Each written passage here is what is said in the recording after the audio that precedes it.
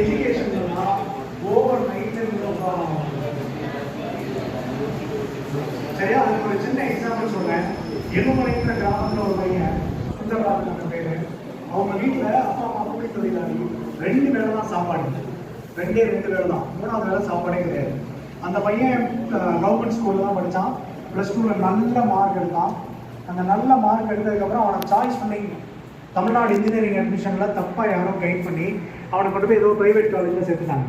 அப்புறம் அந்த ப்ரைவேட் காலேஜில் டீச்சிங் வாங்கி 1 இயர் பிரேக் பண்ணி அவனுக்கு சாய்ஸ் ஃபில்லிங்கிற ப்ராசஸை ஒழுங்காக பண்ணி அண்ணா யூனிவர்சிட்டி கிண்டியில் போட்டோம். அண்ணா யூனிவர்சிட்டி கிண்டி கேள்விப்பட்டிருக்கீங்க இல்லையா? அண்ணா யூனிவர்சிட்டி சென்னையில் இருக்குது இல்லையா? அதுதான் எல்லா இன்ஜினியரிங் காலேஜஸ்க்கும் யூனிவர்சிட்டி.